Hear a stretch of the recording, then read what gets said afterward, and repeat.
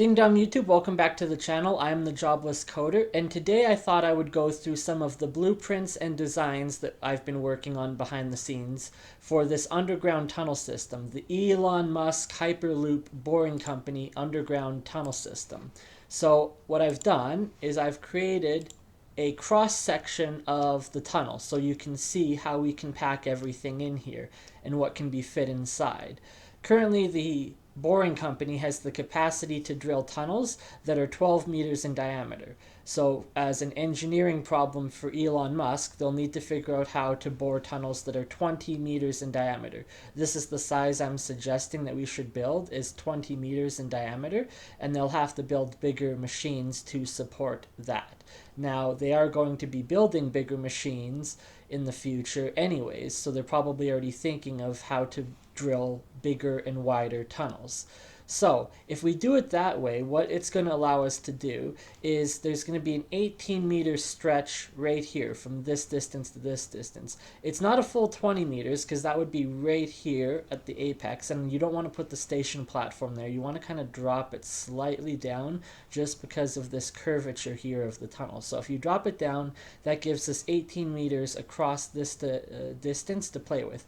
If you have 2 meters worth of station platform on either side, this can provide a walkway that goes down the entire stretch. As well, it'll allow passengers from the rail car to get off onto there and exit through emergency exits in the case of an emergency. So there'll be emergency exits all along this way. If the rail car itself was 3 meters wide in diameter, we could have 2 rail cars within the tunnel, one on either side. This rail car could be going in the forward direction, and this second rail car would be coming out of the screen towards us, and those rail cars would be going back and forth continuously, transporting passengers from each different platform.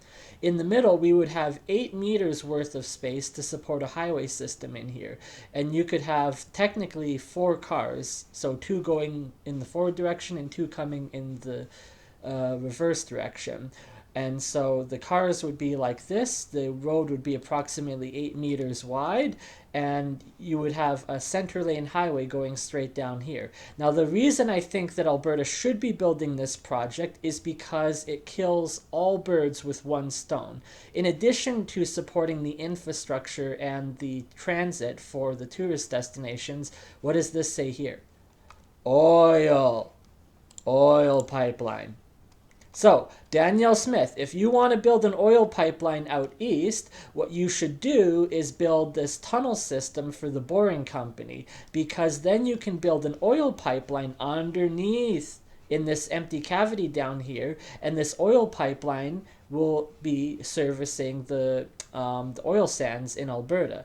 And it would kill 2 birds with 1 stone, because you would get both the oil pipeline plus the transit system all in one.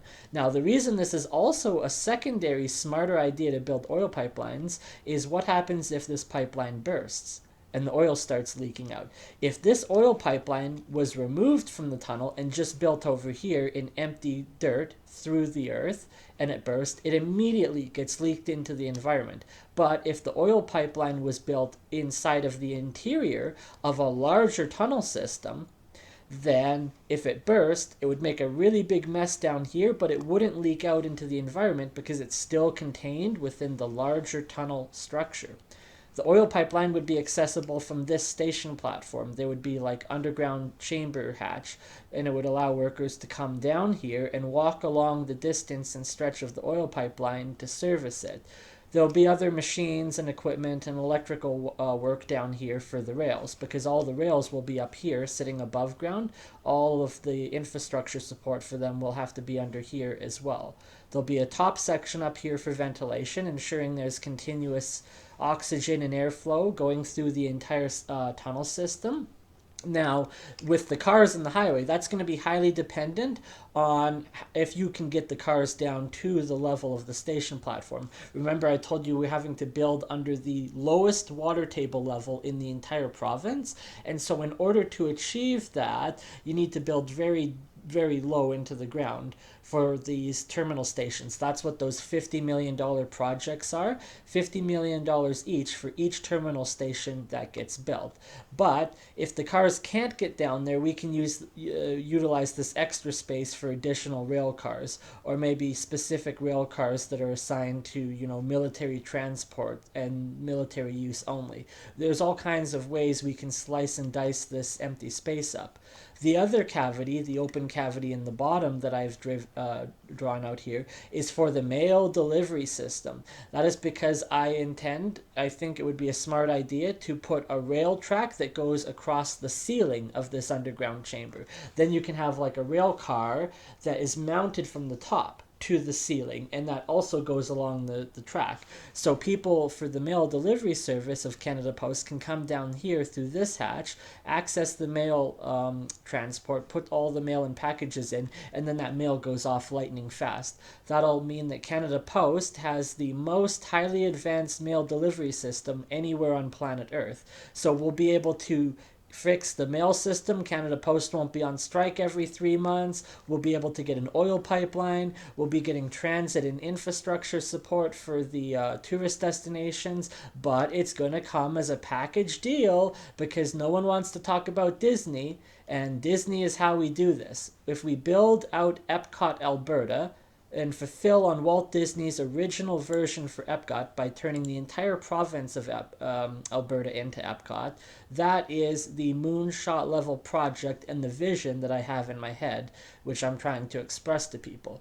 So if you've made it through the video, thank you very much for watching. Make sure to get the word out. This is a grassroots movement that I'm trying to start, and so I need the support of other people around me that can understand the vision that I'm trying to fulfill upon. And until then, I'll see you in the next video. Thank you for watching.